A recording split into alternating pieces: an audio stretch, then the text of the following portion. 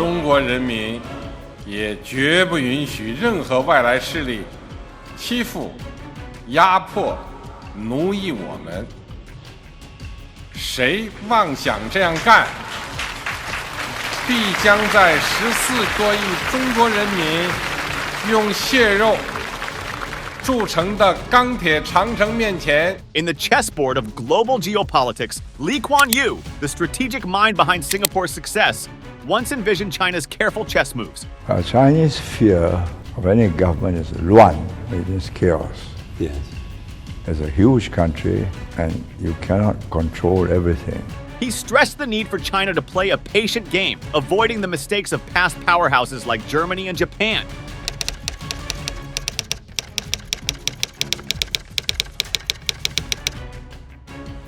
However, China seems to have abandoned this cautious approach with the rise of the wolf warrior policy, causing ripples of concern, especially in the turbulent waters of the South China Sea. Now, a buzz is echoing through China's neighborhood, a talk of crafting a NATO-styled alliance to counterbalance China's assertiveness.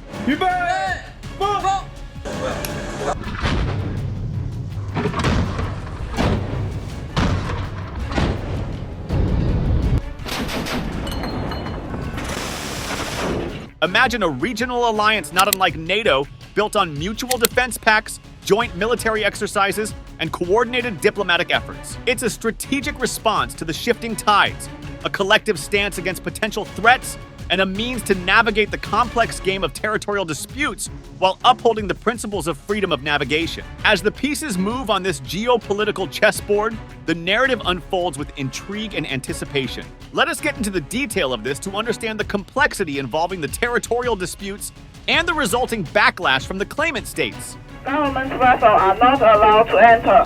To avoid miscalculations, leave and keep far off. Otherwise, you will bear full responsibility for all the consequences.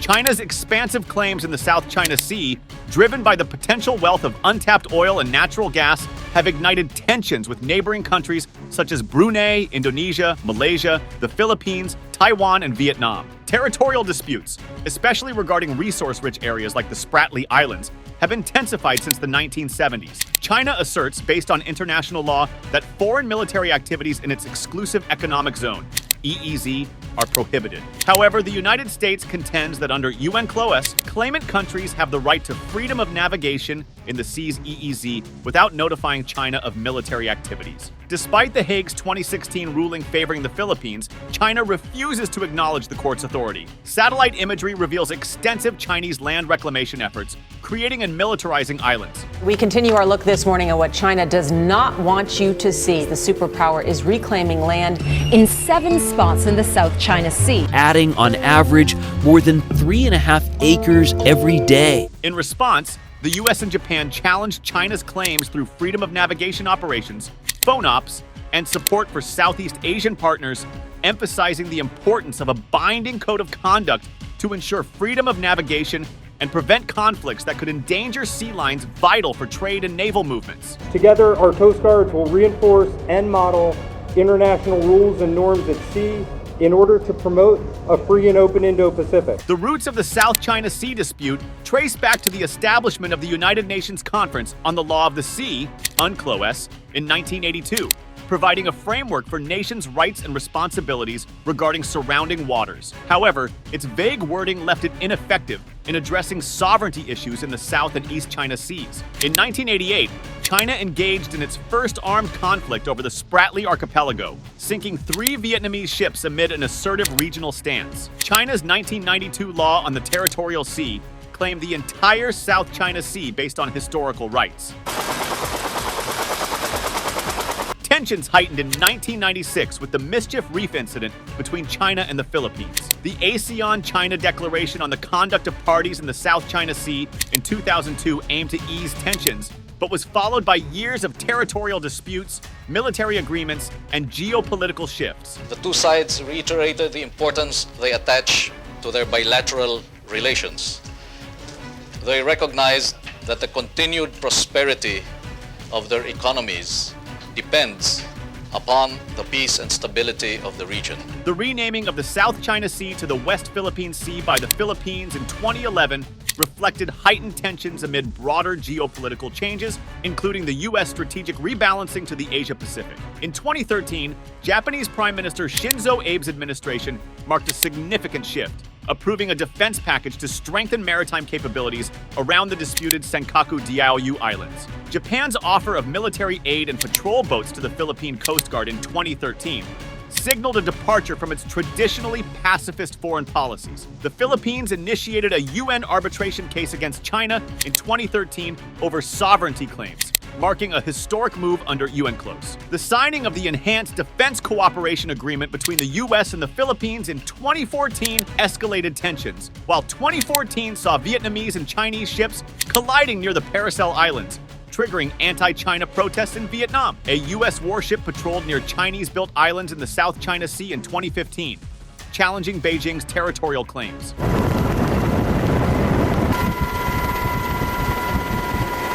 In 2016, a landmark ruling by the Permanent Court of Arbitration favored the Philippines, rejecting China's expansive 9-line claim. Diplomatic efforts followed, with President Xi Jinping and Prime Minister Abe Shinzo working to improve ties and establish crisis management mechanisms. Tensions persisted in 2018 when a U.S. destroyer narrowly avoided colliding with a Chinese destroyer near the Spratly Islands. In 2019, Philippine President Rodrigo Duterte expressed alarm over Chinese ships near Thitu Island. Amid the COVID-19 pandemic in 2020, China's assertive claims escalated, exemplified by the establishment of administrative districts in the Paracel and Spratly Islands. Between March 2021 and November 2022, tensions continued to rise, with China deploying ships to the Philippines EEZ and accusations of China's Coast Guard seizing debris during U.S. Vice President Kamala Harris's visit. On December 22, 2022, Indonesia and Vietnam finalized EEZ boundaries, removing a major irritant in bilateral relations. In February 2023, Philippine President Ferdinand Marcos Jr. welcomed an expanded U.S. military presence, drawing objections from China. The Trilateral Summit at Camp David in August 2023 condemned China's behavior, supporting the 2016 ruling. However, on August 28, 2023, China released an updated territorial map, escalating tensions with a new 10-line, drawing swift protests from ASEAN members, India, Japan, and Taiwan. The complex interplay of historical claims, geopolitical rivalries, and evolving power dynamics underscores the ongoing challenges in the contested waters of the South China Sea.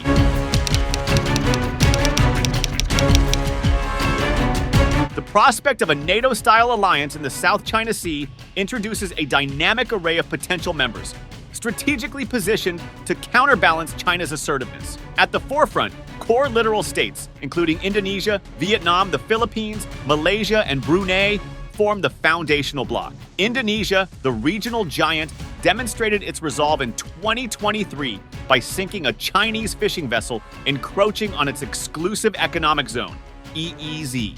ASEAN is not only a symbol of solidarity, cooperation, and close friendship between us, but also a manifestation of military strength from ASEAN members. Vietnam, engaged in tense standoffs with China over Vanguard Reef, has a vested interest in regional security, as evidenced by over 500 ship incursions in 2023. The Philippines, amid escalating tensions over the Spratly Islands, filed a landmark arbitration case against China. Smaller players, Malaysia and Brunei, share overlapping claims, with Malaysia recently intercepting Chinese Coast Guard vessels. Major regional powers such as Japan, with historical wariness of China, possesses a powerful navy and shares concerns about Chinese activities near the Senkaku Islands. South Korea, cautious not to antagonize China, hinted at a potential shift by joining joint naval exercises with the Philippines. Australia, a staunch U.S. ally, views the South China Sea as crucial to its security and has participated in freedom of navigation operations, FONOPs. Extra-regional stakeholders contribute significant weight, with the United States as a key player conducting regular FONOPs and backing allies.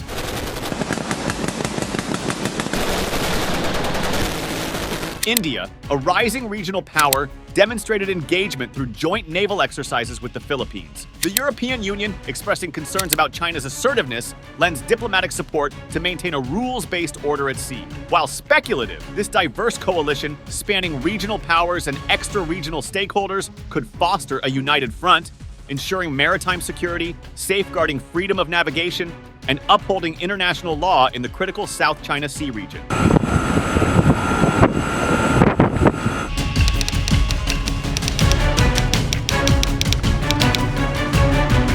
The South China Sea emerges as a pivotal theater in a multifaceted geopolitical struggle involving several nations, prominently China, as they vie for control over islands, reefs, and surrounding waters. Against this backdrop, the idea of forging a NATO-styled alliance among like-minded nations gains prominence, aimed at addressing shared concerns, upholding international law, and countering China's assertive actions. The potential alliance would revolve around nations with strategic interest in the South China Sea, such as the US, Japan, South Korea, Australia, and Southeast Asian partners. The primary objectives of this coalition could be to ensure freedom of navigation, deter aggression, and promote stability in the region. Similar to NATO's collective defense mechanisms, joint military exercises and a unified front would be crucial elements in navigating the complexities of the South China Sea dispute. The territorial disputes involving nations like Vietnam and the Philippines become focal points for alliance members committed to upholding a rules-based international order. The 2016 South China Sea arbitration case, which ruled against China's historical claims, could serve as a unifying principle for the alliance, aligning with the broader goal of promoting adherence to international law. The alliance could also echo the U.S. official stance of neutrality in the South China Sea dispute, but emphasize strategic interest in the Asia-Pacific region, particularly freedom of navigation. Crucially, the 1982 United Nations Convention on the Law of the Sea, UNCLOS, could serve as a foundational framework for the alliance, defining terms and rights related to the dispute. While the U.S. has not ratified UNCLOS, considering it part of customary international law, the alliance members can collectively advocate for its principles and guidelines.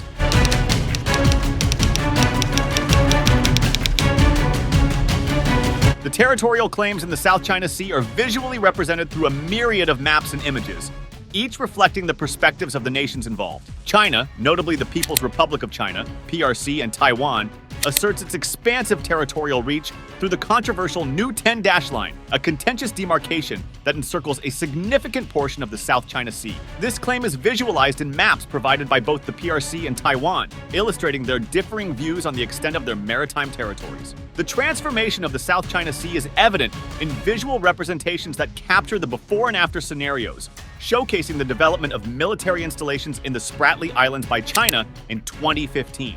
Additionally, images and analyses of Chinese building projects in the region offer insights into the evolving dynamics of the disputed area. The disputes extend to exclusive economic zone, EEZ claims, and hydrocarbon resources, with maps delineating these overlapping claims and the locations of exploration blocks offshore Vietnam. Interactive resources such as the Spratly Islands Gazetteer and Joint Seismic Survey area maps provide detailed geographical information, aiding in a comprehensive understanding of the complex territorial landscape. The South China Sea tables and maps, compiled by organizations like the U.S. Energy Information Administration, EIA, and National Geographic Society, NGS, contribute further insights into the maritime claims, resource distribution, and geopolitical nuances in the region. Sovereignty claims and agreements, as documented by the U.S. Department of Defense in 2012, shed light on the intricate web of territorial disputes. The conflicting claims over the Spratly Islands are detailed, and Taiwan's specific stance is elucidated through postal stamp images. These diverse visual resources collectively contribute to an understanding of the territorial landscape complexities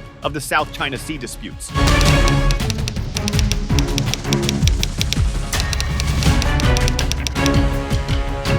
Territorial disputes in the South China Sea involve conflicting claims by multiple sovereign states, including the People's Republic of China, PRC, Taiwan, Brunei, Malaysia, the Philippines, Indonesia, and Vietnam. These disputes encompass various features like the Spratly Islands, Paracel Islands, Scarborough Shoal, and extends to the waters near the Indonesian Natuna Islands. The region's strategic importance is underscored by approximately $3.37 trillion worth of global trade passing through it annually, constituting a third of the world's maritime trade. China's extensive energy imports and trade trade heavily rely on these waters. The claimant states vie for rights to fishing stocks, exploration of oil and gas reserves, and control over critical shipping lanes. Recent developments like China's island-building activities and the 2016 UN tribunal ruling against its maritime claims further heighten tensions.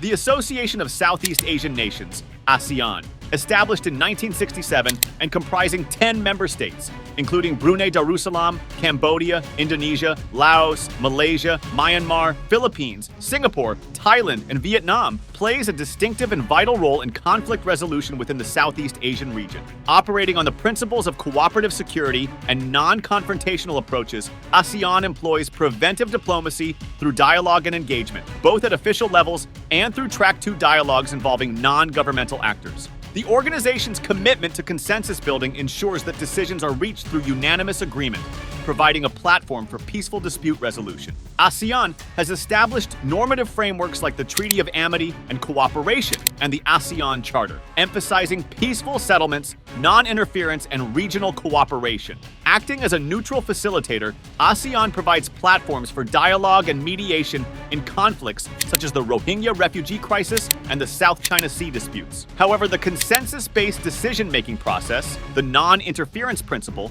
power dynamics among member states, and the influence of external actors present challenges to ASEAN's conflict resolution efforts.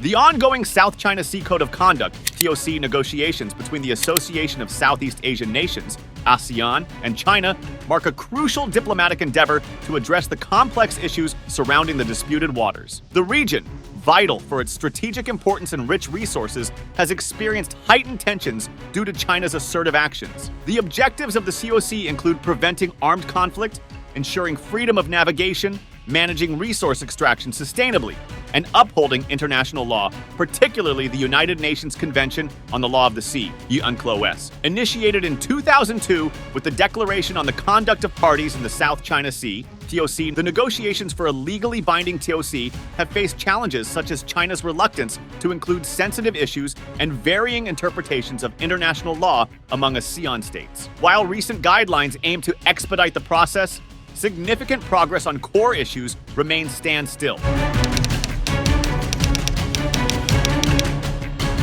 The South China Sea's complex geopolitical landscape underscores the limitations of existing mechanisms, primarily within ASEAN and the South China Sea Code of Conduct. TOC, ASEAN's consensus-based decision-making, non-interference principle, and lack of enforcement power pose challenges in addressing the assertive actions of external actors like China. TOC negotiations, marked by slow progress and potential enforcement ambiguity, further accentuate the need for alternative approaches. The potential appeal of a NATO-style alliance in the South China Sea emerges as a strategic consideration. Such an alliance could serve as a deterrent against Chinese expansionism, ensuring collective resistance and upholding international law. However, the concept faces substantial hurdles, including possible Chinese retaliation, divergent member interests, and domestic political considerations. Striking a balance between deterrence and cooperation, exploring complementary approaches, and acknowledging the alliance as a hypothetical concept are crucial for navigating the complex dynamics in the region and devising effective strategies for regional security.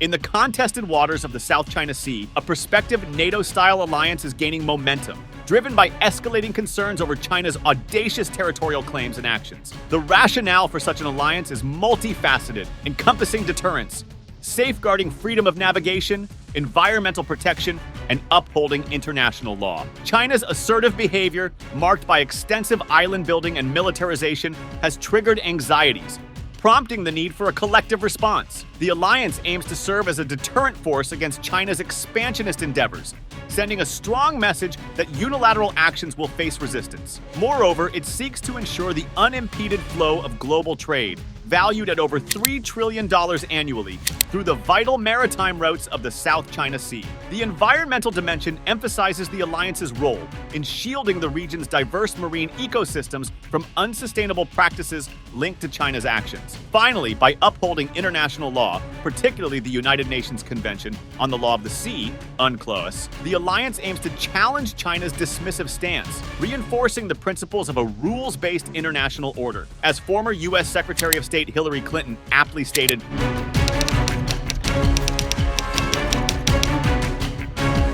while challenges persist, understanding the compelling reasons behind the envisioned South China Sea alliance is crucial for navigating the complex geopolitics of this strategic region. While Secretary Blinken has addressed the South China Sea issue in the following words,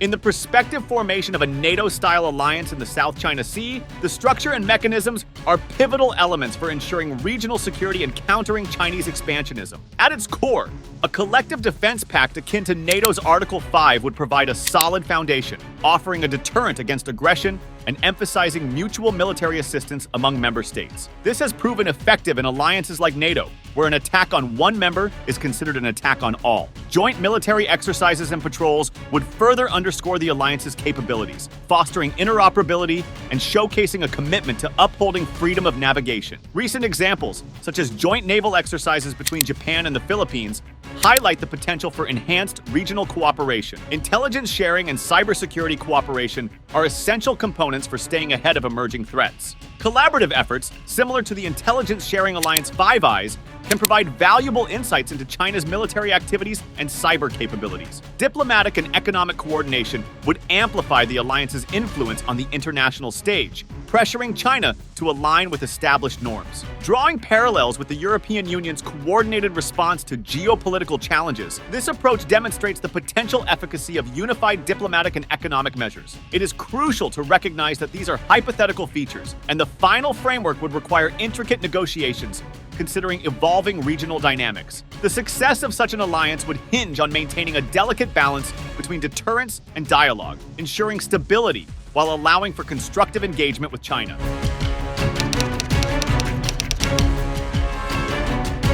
The challenges facing a potential South China Sea alliance are formidable, reflecting the complex geopolitical landscape of the region. Chinese opposition and the risk of retaliation are underscored by historical instances, such as China suspending military ties with Australia in response to perceived provocations. Differing interests and priorities among member states, exemplified by Vietnam's assertive stance compared to Indonesia's more conciliatory approach, highlight potential internal divisions. Domestic political considerations, particularly in nations with close trade relations with China, may lead to public resistance against joining an alliance, as seen in some Southeast Asian countries. Balancing deterrence with cooperation, akin to challenges faced by NATO in its relationship with Russia, emphasizes the delicate diplomatic tightrope that such an alliance must navigate. These challenges are not mere theoretical hurdles, but real complexities that demand careful consideration for the successful establishment and sustained operation of a South China Sea alliance.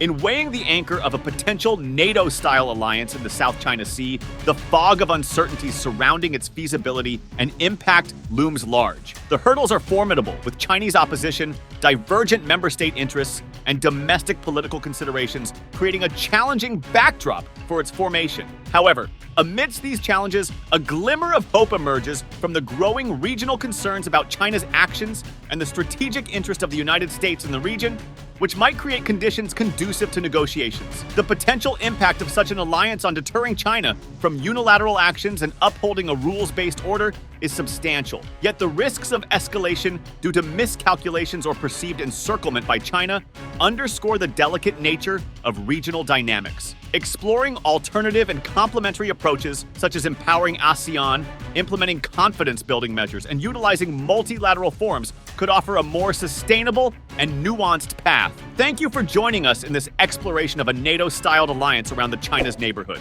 Give us your valuable feedback and do not forget to like, share, and subscribe our channel for more deep analysis of the complex geopolitical issues surrounding us.